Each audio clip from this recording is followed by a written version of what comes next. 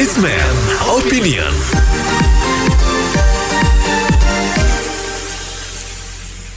Mitra bisnis, Asosiasi Pengelola Pusat Belanja Indonesia membenarkan adanya ribuan orang yang positif corona berusaha masuk ke mal. Namun mereka semua berhasil ditolak karena adanya aplikasi Peduli Lindungi. Apa komentar Anda mitra bisnis mengenai masih banyaknya orang yang positif corona tapi masih berjalan-jalan dan tidak melakukan isolasi? Bagaimana mengatasinya? Silakan berikan opini Anda di 633-9160. Yang tentang orang-orang masuk ke mall, data aplikasi Peduli Lindungi yang dikelola oleh pemerintah memudahkan untuk memeriksa kapasitas pengunjung. Teknologi sekarang benar-benar canggih, tapi kurang canggihnya pemikiran orang-orang atau masyarakatnya deh.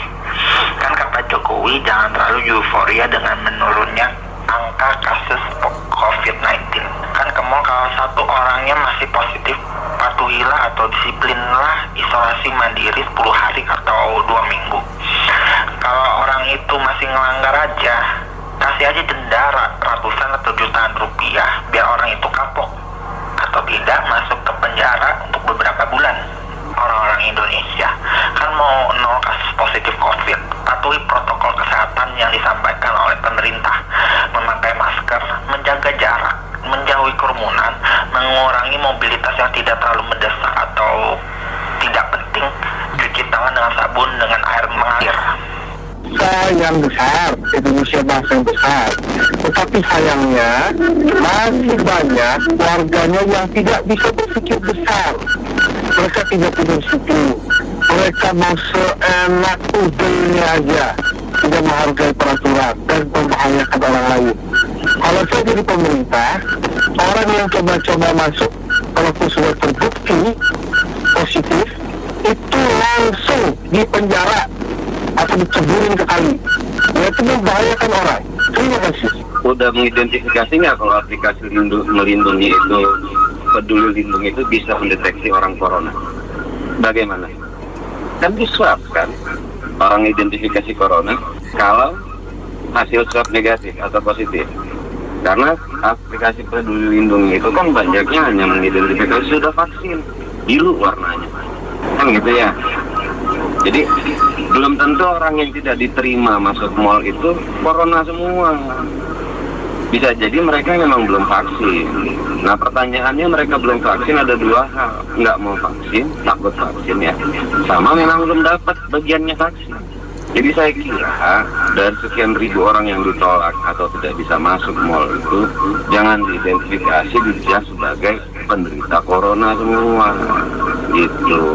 Iya, menurut saya nggak jauh beda dengan pendengar barusan tadi. Memang website Peduli Lindungi itu kan menyatakan apakah orang sudah divaksin atau belum. Jadi sertifikat vaksinnya bisa dilihat di website Peduli Lindungi. Jadi bukan mengetahui apakah seorang itu bisa sudah tertular COVID-19 atau tidak. Kalau ingin mengetahui apakah seorang itu tertular COVID-19 atau tidak, itu dari tes PCR itu atau antigen itu ya. Nah itu nanti di laboratorium maka ketahuan seorang itu tertular COVID-19 atau tidak. Dan kejadian ribuan orang yang kemungkinan gagal masuk mall karena terdeteksi oleh website Peduli Lindungi, memang lebih besar kemungkinan karena kemungkinan belum divaksin sehingga atau tidak membawa sertifikat vaksin. Ada dua itu karena kelupaan ya. Dan ini memang salah satu bentuk pencegahan vaksin COVID-19 yang sudah diterapkan mungkin aturan Pemda atau pemerintah atau apapun itu, sehingga jangan heran kalau masyarakat banyak yang kena itu ya, tidak boleh masuk mall. Akan tetapi kan bukan berarti masyarakat semuanya mengikuti aturan pemerintah ya, karena masih banyak yang abai, yang tidak pakai masker, masih banyak yang tidak mau vaksin itu masih ada. Ini harus tetap digalakan dan diselesaikan kemungkinan seperti itu. Satu, mengenai adanya sekian banyak orang yang akhirnya bisa dicegah karena aplikasi Peduli Lindungi itu bagus sekali ya, menunjukkan bahwa ya sistem digitalisasi itu sangat membantu. Kemudian dan mekanismenya udah cukup baik. Kedua, tapi juga masih kita harus mengakui bahwa sebenarnya masih banyak yang mungkin tidak terdetek dengan Peduli Lindungi karena dia tidak melakukan tes PCR, tes swab, ya, atau mungkin tidak dilakukan tes PCR atau tes swab yang lebih komprehensif atau samplingnya masih tidak sebanyak dengan jumlah penderita yang ada, sehingga jujur masih banyak. Saya yakin masih banyak karena orang-orang yang sebenarnya masih penderita atau terkena COVID, ya, itu masih berkeliaran, masih jalan-jalan. Misalnya contoh terang ada beberapa teman yang dia positif, bahkan ada yang positif dengan anggota keluarganya, tapi dia masih pede jalan-jalan ke mall atau kemana.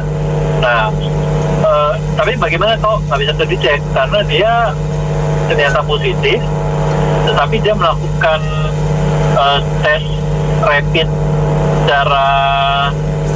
tes rapid mandiri, tes rapid sendiri dengan membeli alat rapid testnya, alat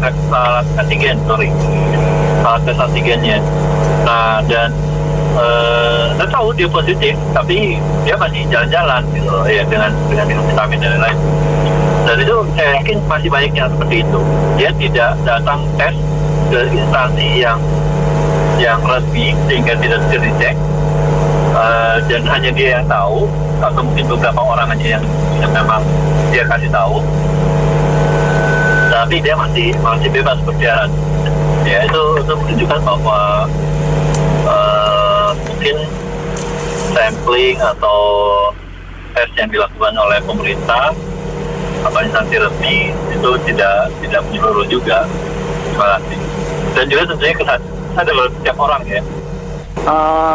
Itu tahu saya aplikasi Peduli Lindungi kan bukannya untuk mengetahui orang sudah vaksin atau belum. Itu dia tahunya itu orang positif atau tidak dari mana ya?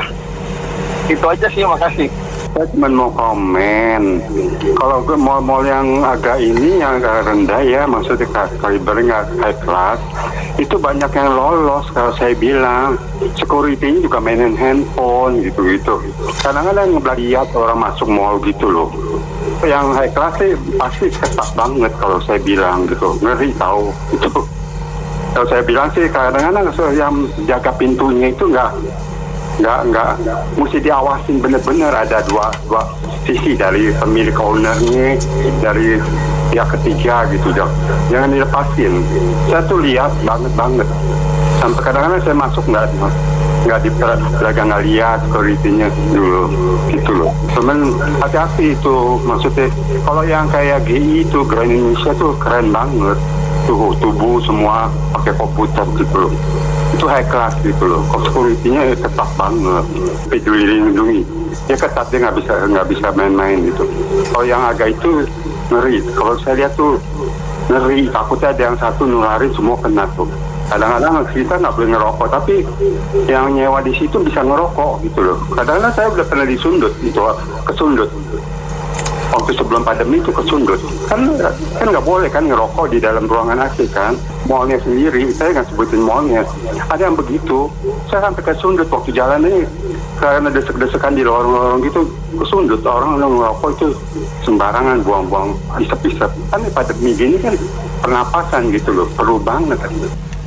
Mungkin kita patut seperti Vietnam ya.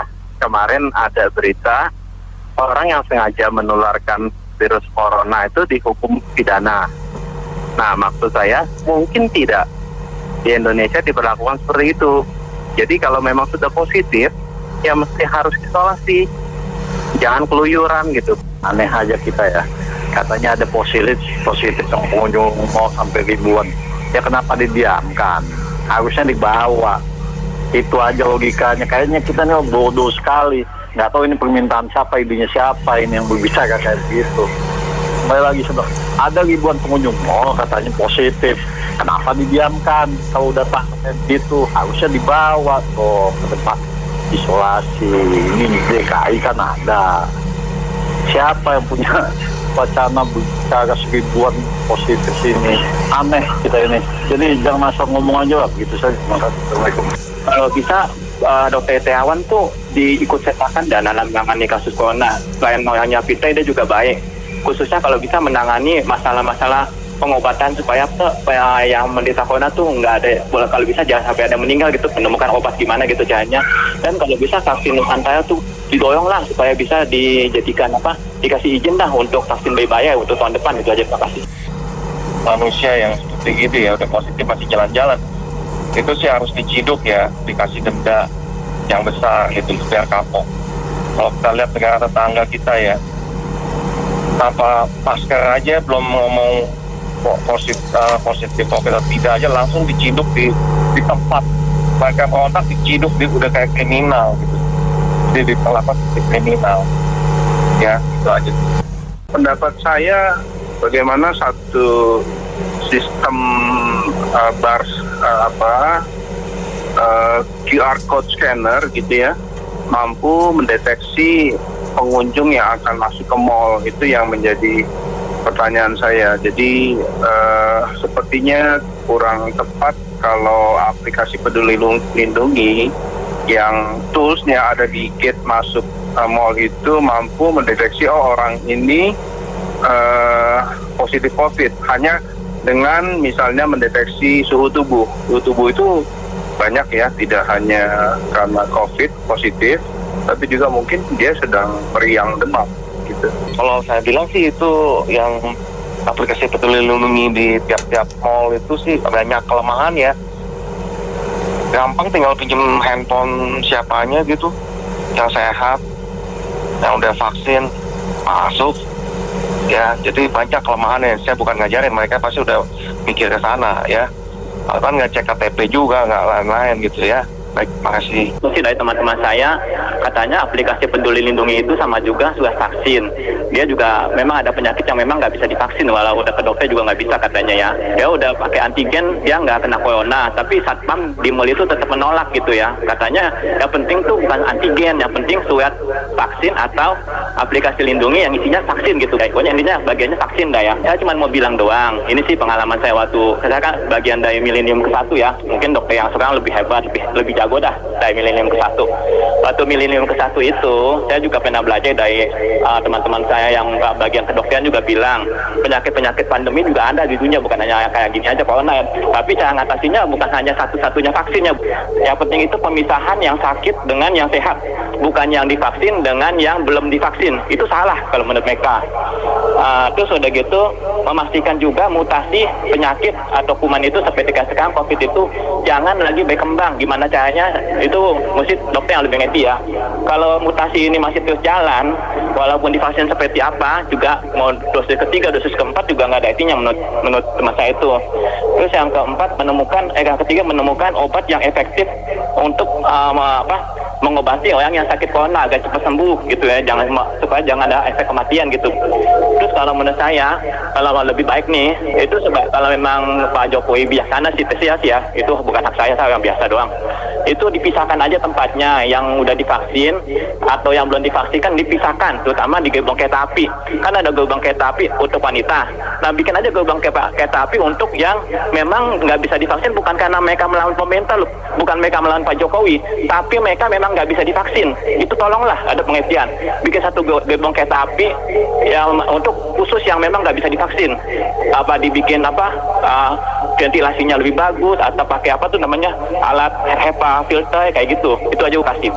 Kalau memang aplikasi Peduli Lindungi telah menyatakan demikian, seharusnya orang-orang yang terkena kasus positif COVID-19 ini harusnya betul-betul mengikuti petunjuk pemerintah, yaitu dengan isolasi mandiri atau isoman. Jadi tidak akan menyebarkan wabah kepada orang-orang lain, karena ini berbahaya sekali. Kalau sampai menyebarkan wabah, virus ini akan bertambah dan penyelesaian penuntasan wabah COVID-19 ini tidak akan selesai. Jadi ini perlu juga perhatian para penderita, sebaiknya tidak pergi atau mengurungkan niat kalau betul-betul terindikasi. Jadi seringkali kan yang namanya tes antigen dengan swab tes itu beda ya. tes antigen sekian persen, kalau swab tes itu kan bisa sampai akurasinya 80-90%, jadi terdeteksi dengan jelas secara transparan. Jadi sebaiknya kalau memang itu terbukti masuk ke mal, sebaiknya diurungkanlah, mendingan isolasi mandiri untuk tidak melakukan kegiatan yang menimbulkan wabah, karena pemerintah kan tetap akan melakukan 3T, testing, pengujian, treatment, perawatan, dan tracing, pelacakan. Jadi akan dilacak itu, kalau memang ketahuan kan sebaiknya isolasi mandiri. Saya kira demikian untuk mengurangi wabah tersebut. Lalu lucu juga ya kalau ini dijadiin isu peduli lindungi bisa mendeteksi orang yang sedang COVID. Iya, jadi gini kan, setiap orang yang ketahuan sudah positif itu kan sebelum ini dia pasti melakukan cek di lab atau di rumah sakit atau di lembaga kesehatan lainnya. Itu kan kalau memang sudah positif bisa dilaporin dong, misalnya ke Kementerian Kesehatan atau gugus tugas COVID-19. Jadi orang itu bisa langsung dilacak, disamperin, diisolasi, dipaksa, bukan dibiarkan. Sekarang nggak mungkin aplikasi peduli lindungi bisa tahu orang ini positif atau enggak kalau dia nggak melakukan tes di tempat-tempat yang resmi. Jadi ya itu kesalahan koordinasi juga dari pemerintah dan bagian kesehatannya. Kalau memang udah ketahuan ini hasilnya positif, ya udah dilaporin, dijemput. Kalau dibiarin ya orangnya bisa bebas kemana aja, kan dia mau pergi ya terserah, dia keluar rumah nggak ada yang tanggal juga. Saya kira gitu aja, terima kasih. Baik Mitra Bisnis, kami cukupkan sampai di sini dulu sesi Businessman Opinion untuk kali ini. Terima kasih banyak atas partisipasinya. Saya Anita Wijaya.